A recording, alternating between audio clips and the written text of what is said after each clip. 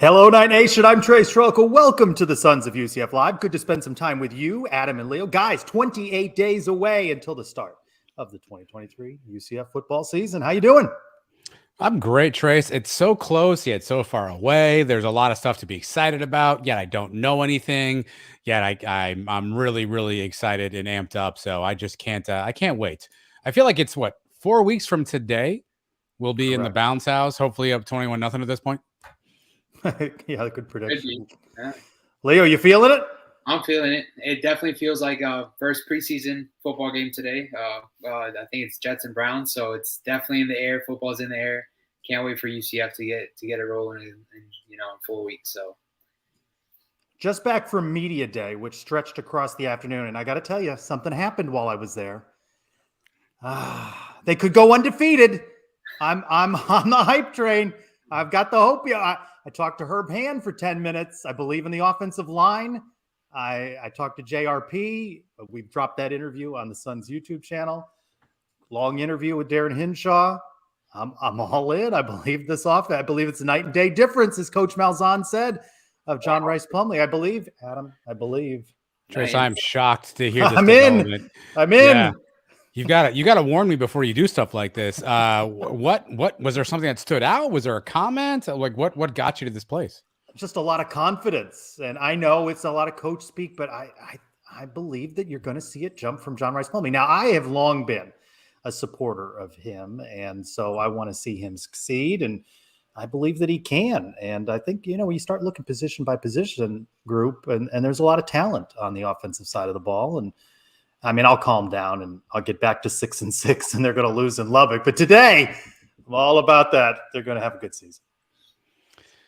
This is the best part of any season, right? Where optimism is eternal. Everything sounds fantastic. Everybody's had the best camp ever. Everyone's in the best shape of their lives. Everyone's connected. And then, the season starts. Look, there's reason to be optimistic. And it's funny. Like, you can certainly say, all right, everyone has the company line, but everybody to a T has the same talking points about JRP. So either we are being completely just snowballed by this team, or there really has been an element of growth from John Rice Plumlee. I can't wait to figure out what the answer is, because him being good is to all of our advantage. So let's hope that is actually accurate, because that would mean we're up 28-0 right now. They just scored again. 4 weeks. They scored again. Touchdown UCF. Leo, are you a believer? That's come enough. on. Okay, that's just enough. That's enough. That'll tell you everything that you guys need to know. But I hope he makes strides. We're being gaslit. I hope he makes strides. I think he will. UCF Mike. It'll be better than last year. I think JRP will be better than last year. I don't think it's gonna be, a Heisman type of season, but it'll be better. But I think better won't be enough to kind of buy the hype train of like at 8-4 or 9-3. That's probably not going to happen. So. Well, we'll have none of that during this hour, Leo. Good luck walking the hallways of campus, Leo. Jeez. None of that. As I mentioned, just back from speaking with John Rice Plumlee in the afternoon session, and Adam, good enough to pull some sound together. Let's listen to JRP. A lot of it's going to go through me. When you have guys, a starting five that, again, have 8 or 9 guys that can play at any Power 5 school, to have receivers for days that we can just rotate them in and out, and have 4 or 5 backs, again, that can be starters at any Power 5 school. I mean, I just got to give the ball to the guy that's supposed to get it, right? I mean, let the fast guys run fast, let the strong guys move the big guys, right? And so when you have awesome players around you, it takes a lot of pressure off. How do your teammates finish this sentence? Yeah. Baylor, TCU, and Kansas State aren't aware yet that UCF will beat them. Yeah. But they will know soon. Very succinct. Yeah. That's what I got. That's what I got.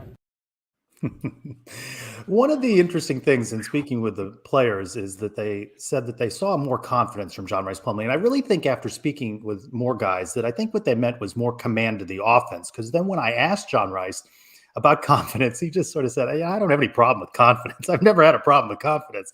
So, and that he is in no shortage of. You can see that part of the interview on the Suns YouTube channel. Practice underway. They were in helmets, and they were in pads. We've spoken to Jason Johnson and One of the other people we spoke with was Alec Collar, RJ Harvey, and I'm forgetting who else in that mix, but we've gotten some interviews this week, doing camp reports that you can find on the Suns YouTube channel as well. Alec Collar, back for a 6-year. That's the Kalubiali rule, right, Adam? 6-year guy? I think was he there 7? I don't even really know. Look, can we go back to JRP for a second? Yeah. We don't play TCU, first of all, which is interesting. But second of all, what a good looking young man that JRP is, huh? Easy on the eyes. Well, a lot of people say that. A lot of people are saying it. Yeah. Alec Collar was out there today, but we had spoken to him earlier in the week, and so I didn't find my way to him today.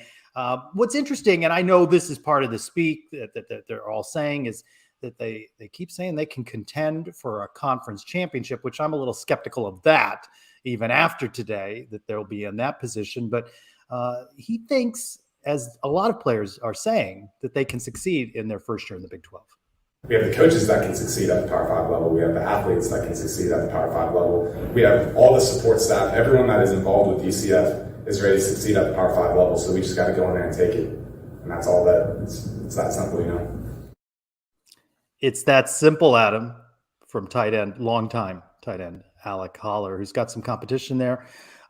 Interesting. I spoke with special teams coordinator, tight ends coach Brian Blackman this afternoon, another interview, and we spoke a little bit off camera about Grant Stevens, who we haven't heard much of. He had a good spring, but he got injured, and they're not sure when he'll be back. So he's not in the mix at the tight end position. But JRP seemed to have a confidence with Alec Collar, and Alec Collar, a good blocker along the way.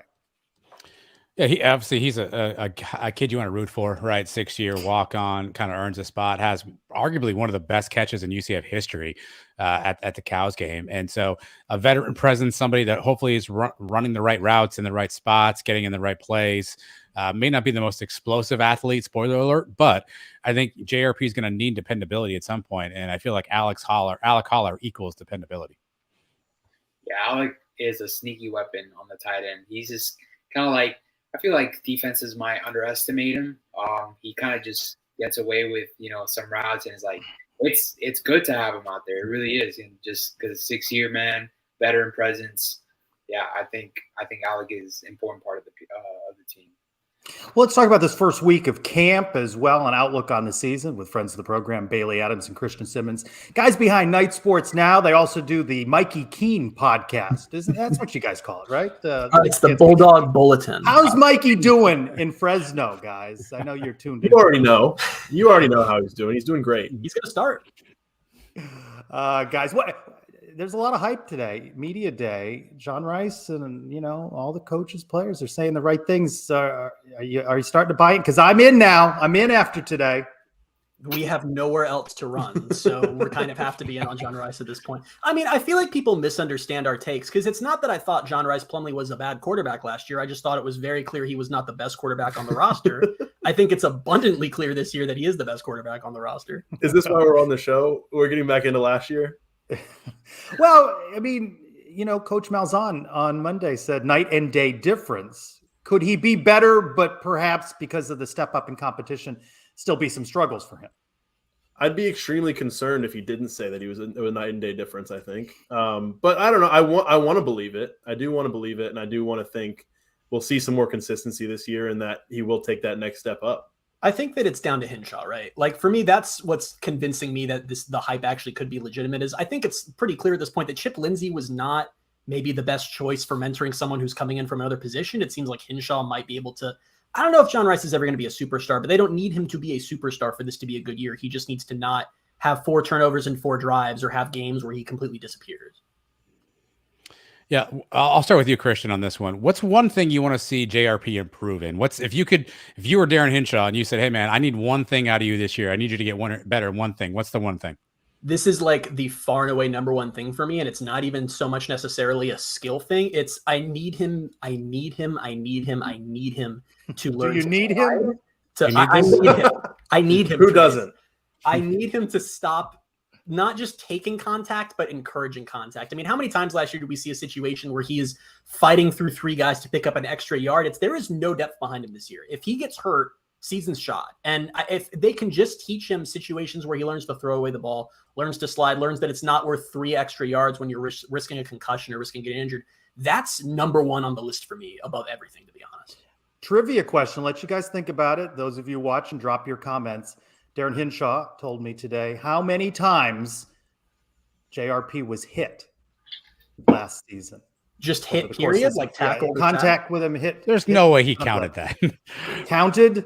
We discussed it. It'll be no in way. the interview when we drop it. There's no way. Think of your answers. Drop them in the comments, and I'll provide the answer in a while. I throw a challenge flag. Do I give an answer to this or no? Yeah, Bailey, go ahead. What's the one thing you want to see JRP improve on? It's along the same lines, and I think it's more so just throw the ball away when you have to. We saw too many times last year where he was keeping his eyes downfield as he's rolling and scrambling 16 yards behind the line of scrimmage, and then instead of throwing the ball out of bounds, he would just take the sack, and I didn't love it. So if he could just not do that, I'd be happy with the progress there.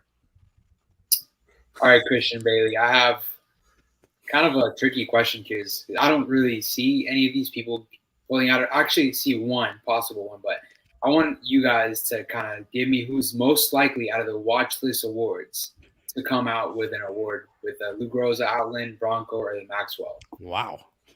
Ugh. Can I say no one? You just did. Yeah, you just did. That's very valid. Although I think there is one that could possibly pull it out. But if you guys agree that it's no one. The Outland is where I'm leaning. Outland, okay, which is Lokai Paoli. Yeah. So I'm leaning no one. I can see where Paoli comes out, but I personally see Colton Boomer. I don't know if you guys could see, us hitting a lot of field goals this year, and Boomer possibly being one of the leading kickers in the nation. I don't know. It's just I feel like this year we might look like we're going to struggle to get in the red zone. Maybe I don't know, and maybe he's going to get a lot of field goal opportunities. But so I gave just a couple weeks ago on our podcast what I think is like maybe one of my most controversial takes. So I'll just repeat it here to just how did you narrow that down? Have people get mad at me. Part of me, I'm not saying I believe this, but I've wondered if Colton Boomer had an artificially good season last year. Because I'm not saying he's bad by any means. He's obviously very good, but he had more than a few field goals that went in, but it was something like it hidden off the upright, or he has the power, and we all know that, but there were a few times where the accuracy wasn't necessarily there, and it just worked out for him. And I wonder if we're hyping him up a little too much based on his percentage last year. And I'm not totally convinced he's as accurate as his kicking record showed last year. So I'm not as high on Colton Boomer as the rest of the fan base. I still think he's very good, and is obviously going to be the starting kicker. But he's a dog. Yeah, no, I just feel like also having Obarski also had the comparison between those two kind of definitely gives you guys. Yeah. What's interesting about that, Christian, is that I spoke with Colton Boomer, and he said that himself in some ways, that he didn't have his best kicks and still made them, which makes him feel that if he can hit his A ball, that's going to make for a really good season. So even he acknowledged that some of his kicks made it in, and I think he kind of cringed. He was like, I didn't even know how they made it in. So that's sort of interesting.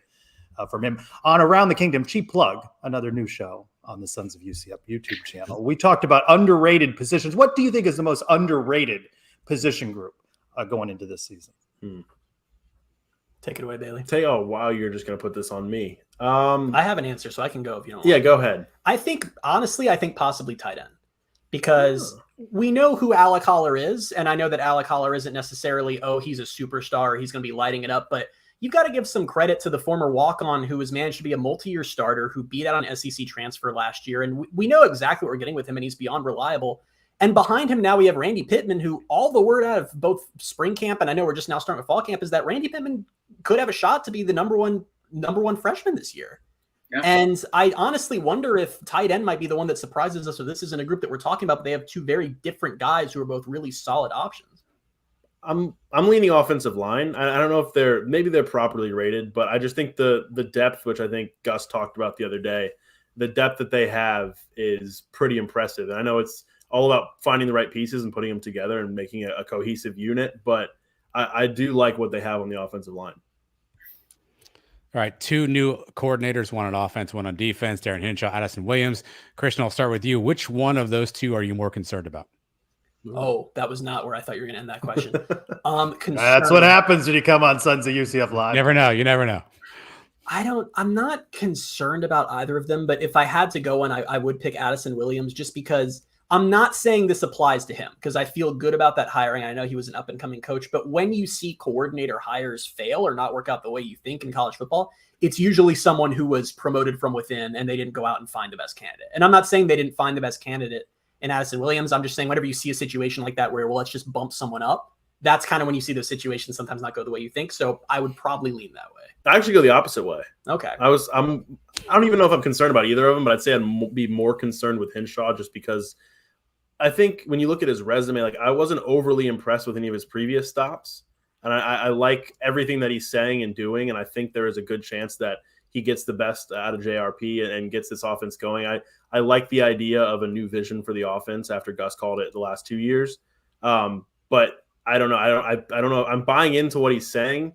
I just want to see what he does with the offense. And I'm not entirely sure about him as an offensive coordinator just yet. Christian and Beta, I want to say that Coach Hinshaw's, playbook, trying to go vertical, trying to pass the ball more, is going to put our wide receivers in better positions to get better numbers. But how much do you guys actually believe that like guys like Javon Baker and Kobe Hudson are going to, put really good numbers? And obviously, as you guys know, Gus loves to run the ball, so I don't think, RJ and DeMarcus are going to have low numbers. But as far as Javon Baker and Kobe Hudson are concerned, how good do you guys feel that, they get close to the 1,000-yard mark? It all depends on JRP for me. It's just I like this idea of more vertical passing and less of this behind the line of scrimmage and screen kind of stuff. But it just depends on if JRP can get the ball down the field, which I think he showed at times last year that he could do. But it just depends on if he can do that with regularity. Yeah, it's tough because I think that, this wide receiver core is good. And unlike the last couple of years, it's deep. You have Javon Baker, you have Kobe Hudson, you have Corey Gamage, Xavier Townsend, Trent Whitmore, Chauncey Magwood. It's like we were talking about, I still remember back in 2021 when it felt like there were games where they basically had like 1.5 wide receivers total, and that's what they were working with. So the depth for that unit is there this year, and now we're just waiting to see if JRP is. If they're gonna live up to the Hinshaw hype and take 1 billion deep shots every game, then sure. I'm sure that these guys are going to get yards just because if you try that enough, you will. But is that something they're really going to stick with all season? You have DeMarcus Bowman and RJ Harvey. Are you going to find over time that the game just sort of starts transitioning back towards being run heavy?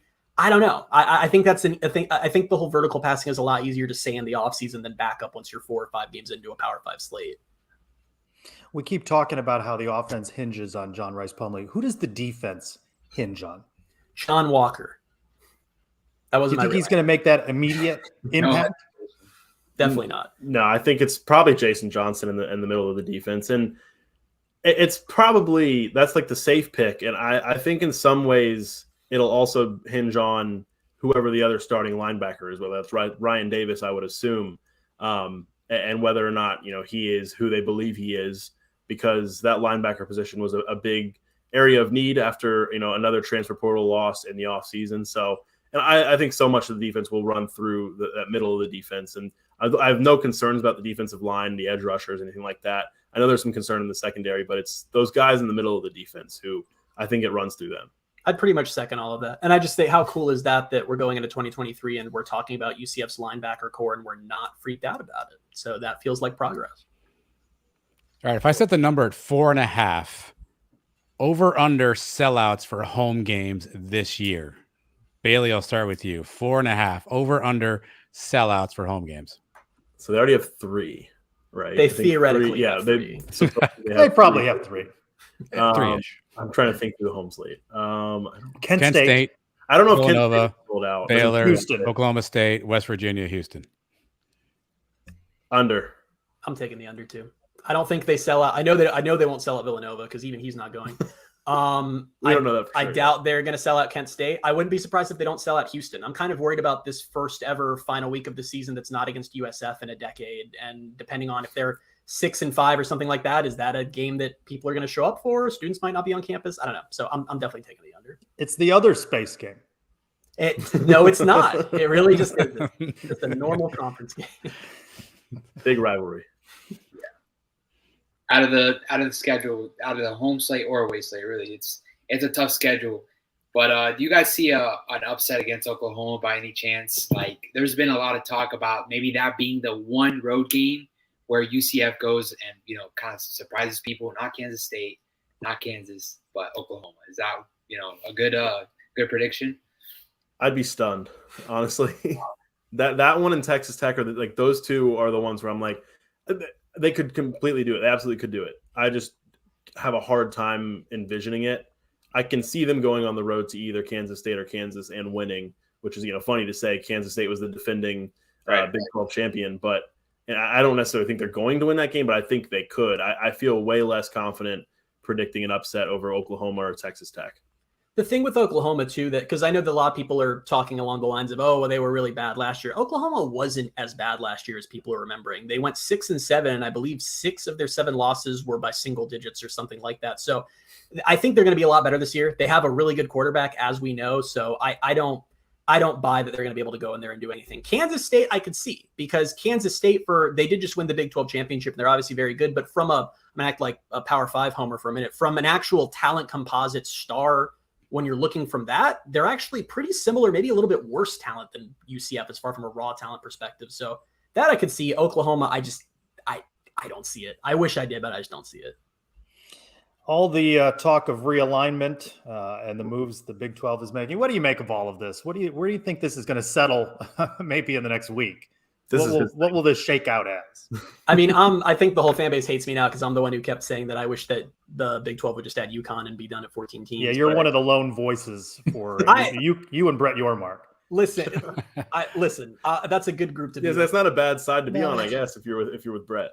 When you look at I just think that UCF fans, like I see stuff on Twitter where they're like, yeah, we're going to be adding Utah and all this stuff. And I don't think that like what's best for the Big 12 and what's best for UCF are not always the same thing. And if they accomplish what it looks like they're going to accomplish here, and they're going to get Arizona State, Utah, and that'll be the 16. 5 conference mates of UCFs are going to be 2 time zones away, which means you're probably going to have to do at least 2 of those trips in a year.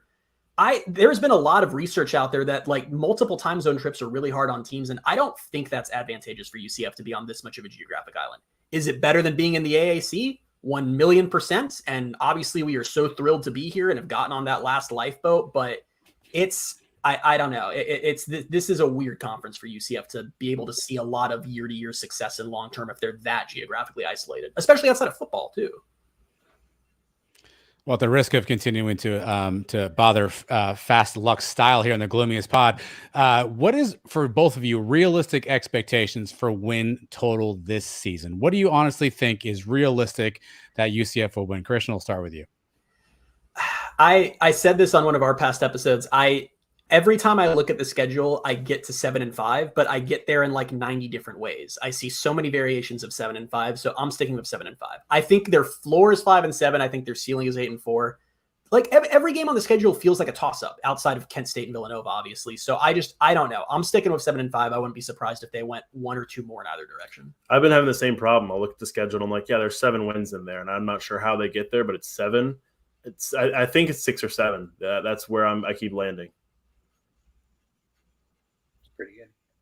Christian, I want you and Bailey to kind of break down for recruiting, because I feel like UCF has never really been, in this position ever in program's history. And I think Coach Gus has played an instrumental part in getting, recruiting like this. How important is it for Coach Gus to kind of stay here, even if they do bad next year or this following season, to kind of get all these recruits on campus and actually put a product out on the field, even if they fail or don't make a bowl game, because last thing we want is for those recruits kind of to bounce out. Let me tell you right now, I don't think there's anything that can happen this season that's going to cost them this 2024 class. I mean, I guess if they went like 2-10 or something, and even then I don't necessarily think, because what they're pitching these guys on in this class, the 2024 class and the 2025 class, is you are the guys who are going to come in and start what is going to become a powerhouse. So it's almost in a way, if UCF went 12-0 right now and was returning a bunch of guys, that's what could scare off recruits if they don't see a path to the field. I mean, when you see these high-rated, these top 300 guys, these 4-star guys, the whole reason, well, not the whole reason, but a big part of why they're interested in UCF is telling them, you can go to Georgia or you can go to Alabama and sit on the bench for 3 years and then play, or you can come here and we need you as a true freshman and you can help build this. So I don't think if UCF goes 7-5, they're losing any of this class. I think this class is ready to come in. That's not really. It's just not a worry I have. I think this. I mean, I'm not saying the class is secure no matter what. These battles go all the way to December and February, but I don't think there's anything on the field that's going to scare these guys away. The trivia answer, before I give that, I was speaking with the sports information director today who told me that the equipment truck, it's going to take 40 hours to get to Boise, Idaho for that game. 40 hours. So they plan to leave on Tuesday of that game week. And of course, they have to turn right back and come home. So expect more of that when we're talking about travel. All right, what's your final guess on how many times was John Rice Plumlee hit during the season? I have 79. I'm going to say 58. The answer is 192 times. No way. 192. I think Dolly's closest, actually. I'm not sure for the reasons that he provided on his answer. Before we let you guys go, I'd be remiss if we didn't mention uniforms in some regard. And I'm not sure what the most appropriate question. Let me go here first. Christian, are you happy with Oklahoma State being the choice for the space game? I actually really am, because I mean, it makes sense. This was a tough schedule. Like, I was having a hard time figuring out where a space game was going to make sense, but it's so much more hype than usual, because like we've talked about how I've seen like Oklahoma State media were reporting like, oh, we are UCF space game this year, when it's like, you weren't really getting that with Temple last year. And I also think it's an opportunity for UCF to flex. I like when they pick teams with really good uniforms for the space game. That 2020 combo where Tulane went with the throwback helmet and the all whatever they call their blue, and then UCF had their gray space uniforms that year. I love that. Oklahoma State's going to flex with their uniforms. UCF's going to flex with theirs. I would not have picked another game on the schedule. I think it's perfect. Yeah, I think that's a good one. I think just from a uniform matchup standpoint, the one I kept kind of wondering if it was going to be was the homecoming game, because you could tie that in, UCF space roots with homecoming. But I think I'm pretty happy with where they landed. Christian Simmons, Bailey Adams behind Night Sports Now and the Pegasus Podcast, a.k.a. the Mikey Keene Podcast. Thanks for your contributions in the UCF space. Good talking with you guys. Thank you guys. Thank you guys. It's, albeit, Adam, a tad gloomy, apparently, for reasons not particularly clear. We seem pretty upbeat. Yeah. I'm excited. I was speaking with Kevin Reese out at Media Day, who really enjoyed Alan Gooch, your guest this week. He's a talker, isn't he? You got him on there for quite a while, and I don't know what bite you chose, but the stories he told, that one about the bus thing, I'd never heard before. Is that the bite? It is not the bite. Actually, what the bite is this week is he inspired me around something. So listen, around here at the Sons of UCF, we have some people who show up late to shows. Some people who don't show up at all sometimes. Some people who miss events. And I think it's about time we get a little bit more serious around here. And Coach Gooch gave Mike and I some really good advice about how to make sure we run a tight ship around here. Dawn Patrol. And so, if you got out of line and you had some problems, you had to meet me up in my office at 4:30 in the morning for Dawn Patrol. And I like to run. And so sometimes I'd even run with those guys. But sometimes I would just take them in the car, take them down the University Boulevard and drop them off on a lighted road, by the way. It's lighted all the way up University Boulevard to campus. And they would have to meet me in the office. I'm just saying. Anywhere a conduct issue? Did the NCAA frown upon this? It sounds like a good measure for anybody who gets out of line, as you mentioned. I'm just saying, maybe potentially down the road, and not saying anybody here wouldn't show up or would be late for something, but if that happened, maybe we have an avenue. I think he inspired me for some calisthenics, if that's the case. Leo, if Adam ever says, "Hey, let me give you a ride." Imagine having to run all the way to Adam's house from Orlando. No, but listen, Coach Gooch was fantastic. I mean, he's been around UCF football since like day one. And to your point, Trace, the stories he told about the bus trip, tremendous. The bus trip, he absolutely remembers a play call from UCF and Florida State that Marquette Smith broke off for a run. Obviously, that story there. He played or coached with pretty much everybody up until Mike Kruzek. And then worked with George O'Leary. So, I mean, the guy's just a wealth of knowledge. And if you want a bit of a history lesson on UCF football, nobody better than Alan Gooch. Plus, he is the sponsor of the executive director of the Cure Bowl, which by all accounts, I don't think it's official yet, though, potentially played at UCF campus. No, I this think year, that's so. official, right? Isn't that official? He kind of indicated there's still some I's to dot and T's to cross, but he sounded pretty confident about that. So you may see Alan Gooch walking around campus here again in the very near future. How about Mike with a question? Coach, perhaps your best recruiting move was landing your wife, Linda. He's not wrong. No. 40 years of marriage. Speaking of Mike, can we do you have any sort of sounder, not for next week, or some sort of graphic that we call the watch list, the UCF Mike watch list, or watch list from UCF Mike or something? I can. Like that. I just want to tie him in there. Yeah. John Rice Plumlee, Maxwell Award, Best College Football Player. Jason Johnson, linebacker, Bronco Nagurski Trophy. Lokai Paule Outland Trophy, and Colton Boomer the Lou Groza Award. So those watch lists are, I'll tell you what I think the difference, back to your question, Leo, of Christian and Bailey, is I think the difference is being in the Big 12 is going to bring more spotlight. I think your accomplishments will help you advance further in consideration than UCF might have, certainly in the American. 100%. Like Christian was saying, he doesn't need JRP to be really, really good. I think if he improves from last season, doesn't turn the ball over a lot, he increases his touchdowns, I think he could be a front runner for Maxwell. There'll probably be guys in front of him, but he's going to be on there just because, like you said, the Big 12 spotlight is going to be big.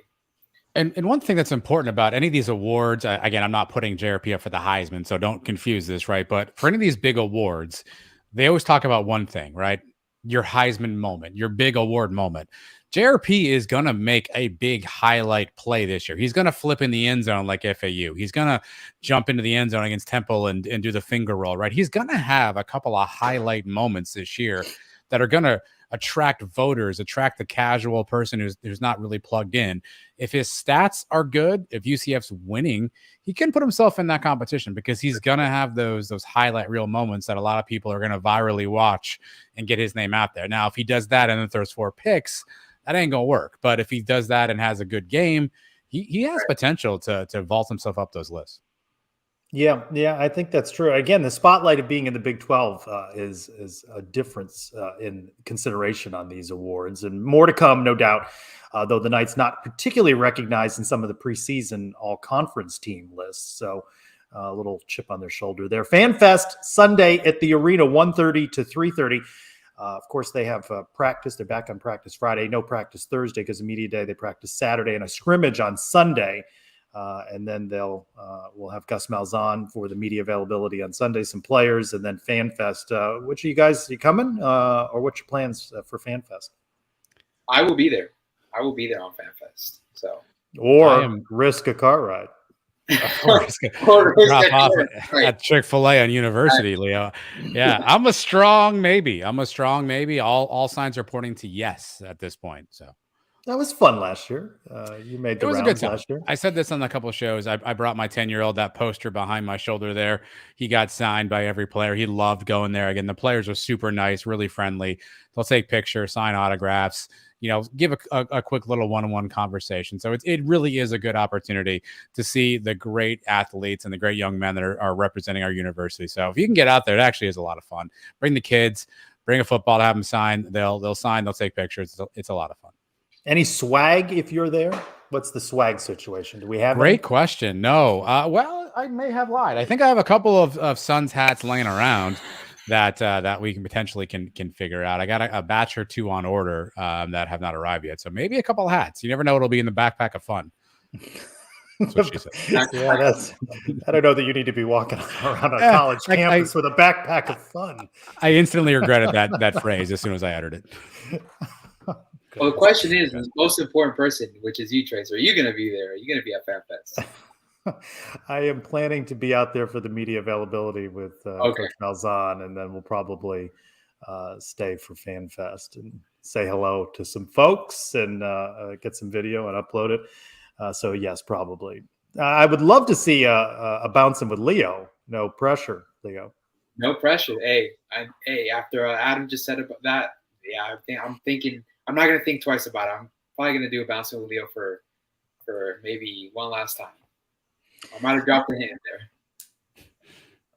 there. What just happened there?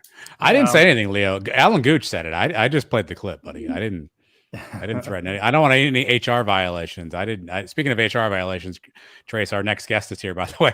I didn't say anything. Segue smooth at Lonely Bee UCF. We're in this 8:30ish hour, turning things over to some fans in the countdown to kickoff. Mario, welcome into Suns Live. Hey guys, thanks for having me. Yeah, I had a little technical issues here. I didn't get into the studio, but I'm here now. I'm going to turn this gloom upside down. All positivity now. So, hey, whether it's positive, gloomy, the guy was watching. So there's that. I don't know if you were able to catch off the top of the show, but I'm totally in now on John Rice Plumlee. I'm bought in, having spoken with him today and coaches. Where are you? Do you believe Coach Malzahn's perception that there's a night and day difference in JRP from last season? Not only do I believe it, I think he's underselling it. We got the best offensive mind of our generation coaching him right now. We got the quarterback guru. This man is going to make him a Heisman finalist. No, not even a finalist. He's going to be the only person invited to New York. JRP, pack your bags. All right, now you got a little bit. All right, how about I dial that down a little bit and give us what do you really think? Are you buying into? By the way, good hat. I am. That's how you tip your head right there. Good hat. No, I am all in a GRP hype train. Well, that's good. All right, well then, Mario, who on offense do you think is going to help him? If you can name one, obviously we have a pretty stacked receiving core. Running back room is pretty solid as well. Who's the next offensive weapon? If you had to say, obviously JRP is number one in your book. Cool. Who's number two? Who's that second offensive weapon that you think has to have a big season for UCF? I mean, I think the obvious answer is RJ, but it's really going to come down to that O-line. If we have a good protection back there, we can have JRP find his guys, have RJ run around. So I think we're going to have a good season. And Coach Malzahn said that Herb Hand, and speaking of Herb Hand said that this is the deepest group of offensive linemen that he's ever coached. So I mean, that's an encouraging sign, right? If you're getting the 4 weeks out to kickoff, talking points, that's a pretty good one. Definitely encouraged by that. I was not too thrilled with the performance last year, so I'm hoping they take a big step up this year. So yeah, we'll see how they do in the Big 12. A little better competition out there. All right, Mario, since you're all in on JRP. All in. Very all in. The over-under on total scrimmage yards means in the air or on the ground, 4,000 scrimmage yards for JRP. Oh, over. He's going to do that just passing. Over. 4,000. Over. I found I'm mistaken. Easy over. I'm going to Vegas right now on that. Adam, do you remember the choices you gave Eric Lopez and I on Around the Kingdom this week with the rapid fire question on JRP? I think I can remember it. So if you can only pick one of these categories, Mario, that you want to see JRP improve in, 14 touchdowns, 8 interceptions, 63% completion percentage, 7.5 yards per completion. You can only pick one of those 4 metrics. Which one do you want to see him improve the most on? I'll go with the interceptions. We got to keep those down. We got to keep turnovers down. We're playing some high-powered offenses. We can't give them extra possessions. The other topic, one of the other topics that we discussed was most underrated position on this football team. Which group do you think is most underrated going into the season? Yeah, I really like Elo's answer with RJ. It doesn't sound like that in the UCF arena, but in the national media space, no one's really talking about our running back rooms, and I think it'll be quite special this year. Do you think there is much talk about UCF in any particular position group? I mean, I know that John Rice, by the nature of the position, the quarterback's always going to be talked about, but it seems like they didn't make many of these preseason all-conference lists, and maybe they're just being forgotten about a little bit. Yeah, I think the only time we got hype was when JRP left that baseball game and came to our spring practice. Yeah, not much talk around the national media space. Mario, you're obviously a huge UCF fan. You're somebody who likes to have a good time when you're at the games. You enjoy a good tailgate scene. I know you enjoy the games. What do you expect from the crowd this year? First year in the Big 12. We don't know kickoff times. Obviously, there could be some noon kickoffs in our future. What do you expect from the crowd this year? What do you expect from the atmosphere at the Bounce House first year in the Big 12? Oh, I think it's going to be insane for especially those Big 12 games. I mean, every time we had a big school come in from the Power 5 programs, we had great crowds, great energy in there. So I can see every game that we're playing one of those old Big 12 teams that have a sellout crowd. It's gonna be electric in there. It's gonna be like Cincy on game day every game. I can't wait. I know you're a guy who likes to get after it in the pregame, get after it in the postgame as well, get after it during the game. Do you have a kickoff time preference? I mean, there could be some noons, there could be some 3:30s, maybe some 7s. Does Mario have a kickoff time preference? Yeah, I like the 3 o'clock. Noon is a little bit too early for me. 3 o'clock, I get in there, have a good 6 hours of tailgating. We finish the game around 6. I can get back to my hotel, watch those night games, maybe turn on some Apple TV, watch some Pac-12 games. For a noon kickoff, what time does Mario's tailgate start? As soon as they open a lot. What time they open? 8, right? 7 or 8. 7 or 8. At 8. I'm waiting in line for my parking spot. Is there a hotel pregame before the parking lot? No, I actually drive straight from my house to tailgate. So it's a 12-hour drive, and I get there usually about 30 minutes before tailgate, kind of just chill, waiting for them to open up the lots and head on in. Do you change the beverage situation at 8 a.m.? Are you Bloody Mary guy? Are you mimosa guy? Or are you going straight into the good stuff? Oh, no, it's Bud Lights all day, every time.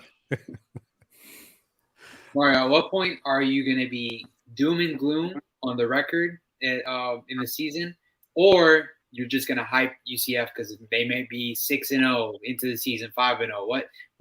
Where do you see the season going? Where do you just kind of like declare, okay, it's over, or that we're going to the championship? Yeah, probably the first incomplete pass by JRP.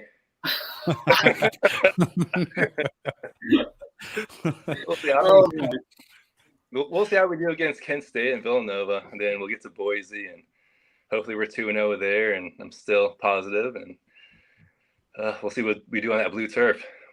Oh, God. Planning any road trips? Yeah, I'll be up there in Boise. Heading there the Wednesday for the game. Gonna head out to Seattle right after the games, which is not my best idea. I'm leaving 5 a.m. on a Sunday morning, going to Seattle and hiking up a mountain, so it's gonna be fun. Nobody else is doing that after that Boise weekend. Yeah. Nobody's ending that weekend hiking up a mountain. No, I did not think this one through. Mario, I know you're not afraid to put the Tesla on cruise, take a nap, and go wherever the car takes you. Big 12 expansion's obviously on the horizon. We're hearing Arizona rumors. We're hearing Utah rumors, maybe even some Oregon, some Washington. I know you've been pretty vocal about a couple of schools that you would love to see in the Big 12. I think you're in the minority there, though. What schools would you add to the Big 12 if you could? Yeah, so Arizona is probably my favorite state in the union, so I definitely want to add them. Arizona State. We got one more left. I want to be selfish and do a vacation destination in Oregon or Washington, but I love that civil conflict, so give me a UConn. Let's think about it for a little bit. With Oklahoma and Texas leaving, there's no more rivalries left in the Big 12. Yeah. Everybody was their rival, and they were rivals with each other. Now they got nothing. What Brett Yormark needs to do is find the greatest rivalry in history of sports and bring in UConn. Do you think there's any play to that? Do you think either of those schools fuels that fire should UConn rejoin or UCF in a league? Do you think there's any way UCF begins to play that up, that civil conflict? I think they will. I think it's become a meme, and it's going to kind of take a life of its own. It's like the Barbenheimer. So everybody's loving it. You see, as soon as we play UConn, social media starts blowing up. So I can see them start doing it. I saw Eric DeSalvo found the trophy he had on the field last time. So people will start embracing it. Mario, you mentioned Barbenheimer. I know you're a big fan of that phenomena. Rate those two movies. Which one was better? Oppenheimer is definitely a better movie, but Barbie is definitely a good time. Man, those horses, those cans were killing me the whole time. But Oppenheimer, that's just a masterpiece. So. Did you wear pink? Did you wardrobe change in between? And what was your strategy there? Actually, I watched Barbie at home. Oppenheimer I watched in the theaters, but I did go in pink there. So so you wore pink to Oppenheimer? But okay, fair enough. Yeah, honestly, I couldn't find anybody to go to Barbie with me, so I was like, screw it, I'm just gonna stream it on my house. Fair enough. Mario, do you like pushing rivalries? And if so, which rival of UCF's do you like, having a rivalry with currently? No, I absolutely hate these pushing rivalries. Everybody's trying to push rivalry with Cincinnati, and others have a rivalry with Houston, even though they have 12 fans. And bringing something else, no. Rivalry's got to happen naturally, like they did in UConn, USF, Marshall, Well, let's just calm down, and we'll see who we start hating in this Big 12. I'm sure there'll be somebody. Yeah, you know what? I agree with you. It'll happen organically, and it may come out of left field. That it's somebody that we're not talking about. All right, stick around with us. We're going to do mailbag questions in just a moment. First, hey, Adam, do we have a new sounder on Around the Kingdom? We did. Yeah, we didn't rehearse this, Trace, but I'm glad you hit me. We do have a new sounder for that. Darren Henshaw, offensive coordinator at UCF. Let's go around the kingdom. Brian W. Peterson, UCF Mailbag. We got into it a little bit. Why is he pointing at us? I don't know. Women's soccer. Around the world. What was that? Preseason women's soccer preseason ranked 24th by the United Soccer Coaches. And speaking of Around the Kingdom, Eric Lopez and I with another episode available now on the Sons of UCF YouTube channel. We got a clip from that as well, Adam. I think special teams is underrated, going to be very valuable for them. I still think they can pop some returns, especially Xavier Townsend.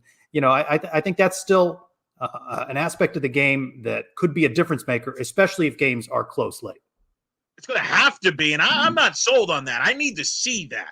We've not seen special teams make that significant of an impact in years. So I don't know if that's underrated. I think it's a prove me type of thing. Like, I'll believe it when I see it. I do agree with you. I think that is a factor. We've talked about this. There's going to be a lot of close games. Got to be sound on all three aspects of the game.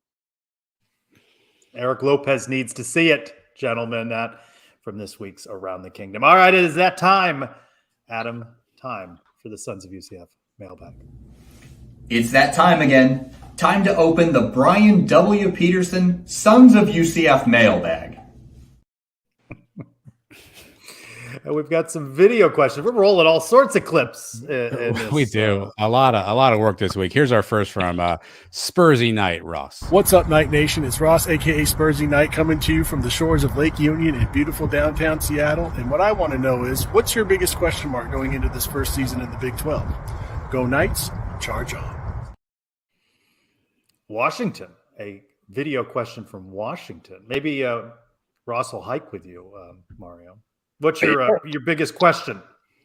It's got to be the defensive backfield. Those back seven linebackers, DBs, they got exposed last year. I mean, they were playing 30 yards back, but with these Big 12 offenses, I'm a little scared they're going to be even more exposed. So we'll see how they do.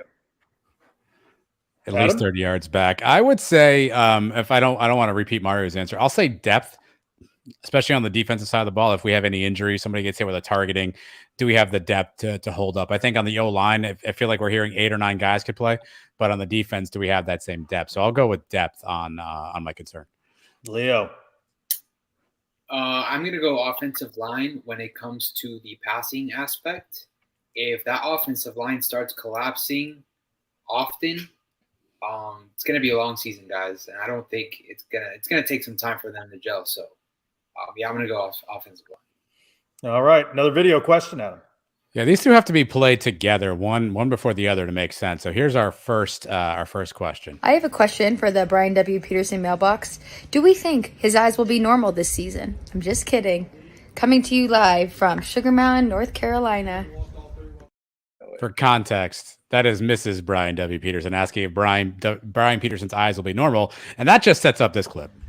Hello, Night Nation. Brian W. Peterson coming to you from Sugar Mountain in North Carolina. It's beautiful up here. My question for the Suns this week. With the change at defensive coordinator, we're expecting to see a lot more blitzes on defense. With a weaker secondary, however, would we think that the blitz could be a danger, that the quarterback gets the ball out faster and exposes our secondary? Or would you want to bring that additional pressure because our secondary is so weak? Wanted to know your thoughts. Go Knights and charge on. He doesn't blink. Things with he doesn't blink. It's amazing. He does not blink. He's staring into your soul. I don't even hear the question. I don't even know. Mario, how do you answer Brian's question? Man, I think we just got to rely on those front four and hope those back seven guys can hang on for dear life. We got some good defensive ends, so let's just trust them to get to the quarterback, make him run throws, and hope for the best. Is he medicated? Are we referring to Mario or Brian? Probably Brian. He stares into your. He's like undressing me with his eyes. It's uncomfortable, Trace. Look, I think the season's good. You guys talked about it on Around the Kingdom, shameless plug. If we can get pressure with our front four, which we think we have a pretty stout front four potentially with T&B coming back, Walker, Alexander, Hunter, Barber. If we can get pressure with that front four, we don't need to bring the blitz as much. I think that'll be important. If we can get pressure and get home with those front four, that may be a game changer. If not, I think things are going to be a challenge. Leo. For me, I am okay with bringing pressure, blitzing. That's great and all. I think it's all about staying disciplined as a coordinator. Can't be bringing the house all the time, and you got to know when to bring the house. That's just the risk you run as a defensive coordinator. But you should know that. I thought we didn't get to the quarterback as well with just 4 last year. But when we did, I think TMB and Celiscar could make a leap, just because this is their final year. Those are grown men out there playing. So they might find themselves going up against sophomores, freshmen, offensive line, juniors. They're on the verge of being 5th year, 4th year guys. So I think they can get home with 4. Here's a question, hard hitting from Lonely Bee UCF. Which deal is worse, the Pack Media deal or the Louisiana purchase? Look, the Louisiana purchase is underrated in terms of bad deals, and they should have thrown a pick swap in there at least. I got to go Pac-12. I think I saw Mario tweet this, and I'm going to steal his joke, even though he's right here in front of me. I feel like the Apple was kind of like, yeah, we'll give you like 20 mil, and Pac-12 was like, we'll take it. I think it was just they were joking, throwing out numbers, like trying to start a conversation, and the Pac-12 just jumped on it. So I'm going to go Pac-12. I think the Louisiana purchase worked out well for some. Leo, what do you think of this whole Pac-12 media deal and just the way this conference seems to missteps at every turn? I think that it's good for the Big 12, selfishly for other conferences, Big 10 as well. I think it's a problem for the commissioner. I think it doesn't look good on the commissioner himself. Letting this happen, it's a disaster. That's on him. I'm just glad that UCF is in a good position, and good thing that the Pac-12 is crumbling because it deserved everything. At Love Not War 311 asks a simple question. How blessed are we to be Knights? Gave us choices extremely, completely, and fully. It is a good time to be a UCF Knight, especially with the direction that the Big 12 is going in. Emptiness for Michael. Difference for JRP is night and day. Simple coach speak, or do we think there's a chance that improvement is drastic, which we've been talking about throughout this show? Mario. Oh, yeah. You know think my it's answer. coach speak? Oh, and you know my answer. JRP Heisman, let's go. I think it's somewhere in between. I hope he's improved. But I also know that every year, again, everyone's in the best shape of their life. Everyone's dialed in. This is the most connected. It's a brotherhood, and then things fall apart by game 2. So I think it's a little bit of both. But again, I want to do the Mario piece and drink the hopium that JRP has absolutely turned into the second coming of Peyton Manning. But remains to be seen. Another question for you, Adam, from Michael. First game being on a Thursday at home, Bounce House having supposedly now improved internet connectivity. What do we think about Suns live from the Bounce House on that Thursday? It seems challenging. There's that pesky can't broadcast from the stadium rule situation that could get us fined by somebody, which unless we got to go fund me working on that one, or the great law firm of J.P. Gilbert maybe gets us out of that fine. I don't know if that's in our cards. At Nightmarish Jay, talking about new trends in UCF social media circles, seeing recruits and commits from current classes actively engaging potential recruits online. Do you think that's organic because of all the Big 12 excitement, or do you think this is a tactic of the athletic department folks? It seems genuine on their part. What do you think, Mario? I'm sorry, I was reading the chat. What was the question? The question was, what do you think of the reaction from recruits encouraging others to commit to UCF? Oh, I am loving this recruiting class. All these kids are out there on social media trying to recruit their friends, their buddies, all these 4-stars. Even their parents are getting in on. I'm loving this new class. Adam at Love Not War 311. What's going on with Andrew Harris? I know he wasn't around for spring, but there's a lot of talk about a lot of newcomers. Haven't heard a lot about him. I don't think that's uncommon. We're 3 days into practice. We've gotten very little video footage. Only one day that Trace and the rest of the media team was able to get out there and record. obviously a couple of appearances at podiums. So I don't think it's uncommon for a freshman to not get a ton of publicity. He's also a smaller kid. He's fast, but I think he's going to put some size on. So I'd be surprised if he breaks onto the field this year. This feels like a redshirt year for Andrew Harris, and then probably a transfer at that point. Leo at @blackgold_ad. How important is the win at Boise? Extremely important. I think it's just to shake off, the haters, because there will be college football landscape is going to be, oh, see, you guys couldn't cut it at Boise. That's a G5 team. So I think the sooner we beat a G5 team comfortably on the road, or just beat them on the road, Boise's a tough place. So it's extremely important just to get that out the way. D-Rob, aka DTM, outside of Zombie Nation, what should be the next signature song at sporting events, Mario? What's on the playlist there? What should we hear? Whew, man, you don't want my playlist. Is it better than Terry Mohajers? Maybe. Depends on who you ask. But the two songs that got me hyped before my soccer games were the Puff Daddy and Jimmy Page Godzilla song, Come With Me, and that Kryptonite song. I think Three Doors Down sings it. But I love the VT tonight. So let's keep that going. Adam, you got one? I think I did this last week. I think I went Boom by POD for Gus Malzahn. Leo, what do you got? I have nothing, to be honest. I think Zombie Nation is fine. I think I could roll with Zombie Nation. At Classy Girl 101, from last season, what's a play you loved or would like to see again? Give me 4th and 1, RJ Harvey to JRP on the sideline. Let's run it back. But RJ Harvey was a quarterback, so I think that throw may be better this time. So give me that one more time. You stole my. I don't think we're seeing that play. I need to see JP does it again. Leo, what's a play you want to see again?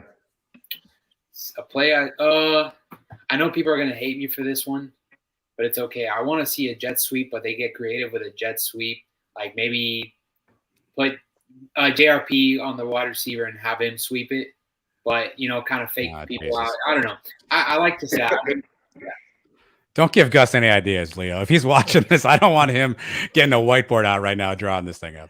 And finally, at _all_night_, he's here and Mike's trying to get the best shape of his life. That UCF Mike challenged Night Nation to 1,979 push-ups this month before our first game against Kent State. That's only 70 a day. Who's down? Mario, you seem like a guy who could do 70 push-ups a day. Actually, funny story. When we had that UCF game that was Sean from the One Night Stand podcast did, I did a push-up for every point we scored. I did it was like 1,200 push-ups that day. So yeah, in a month I could easily do that. Let's go. Adam, you in? I'm in. Let's go. Leo? I'm all in. No doubt. Yeah, and how are we monitoring this? Is this going to be the honor system? Honor system. Yeah. Well, if not, Mario. hold on. If there's any problems, Trace, if there's any issues, I think I know what we can do. Dawn Patrol. And so, if you got out of line and you had some problems, you had to meet me up in my office at 4:30 in the morning for Dawn Patrol. Dawn Patrol is Coach Gooch. I think that's the answer. Mario, thanks for hanging with us on this half of Sons of UCF Live. We will see you at a stadium sometime this fall. Yeah, appreciate you guys having me on. Charge on. Go nice. Mario. Thanks, Mario. Finally, safe travels to UCF men's basketball, heading to Leo's home away from home, Italy, August 6th through the 16th. 4 games, 4 cities, Milan, Venice, Florence, and Rome. Had opportunity to speak with Coach Dawkins today and a couple of the players. The sound from Coach Dawkins is out on the Suns YouTube channel. We'll hear from the players as well. We got a lot of stuff to release. Well, Adam, you do. I've sent it. Tell me about it, Trey. Yeah, who's we on this one? I got a question, though. Are these games televised? Can we watch any of these games? Do you know? No stream. No stream. That's probably better, actually. So, all right, I'll take that. It might be better, Adam. Just saying. It might be better, yeah. Yeah, European talent is kind of underrated. I know it's coming up in the NBA, but even those college kids over there and high school kids are talented, very talented. I got enough bad sports to watch with the U.S. women's soccer team, so I'll just take it. Yeah, what is with that? That's a big mess. I don't think. What's the phrase? F around and find out, Trace. I think we're we're in that. They're in that spot right now. They're effing around a lot. They're definitely effing around a lot. They may find out soon enough. All right, guys. We had Christian Bailey from the Pegasus podcast, and Mario hung out with us as well a little bit. We have a lot of content on the Suns YouTube channel with a lot more coming. We've been working for you this week. Hope to see you out at FanFest, both you, Adam, and Leo. And, of course, all of you, Night Nation, will be coming out to the arena on Sunday for Adam and Leo. I'm Trace Strelko. Go Knights! Charge on. Our goodbye, by the way, Trace, our goodbye video this week. I was amazed at the shape this guy's in. He's an offensive lineman. He looks fantastic. Hey, I'm Tyler Grable. Thanks for watching Sons of UCF.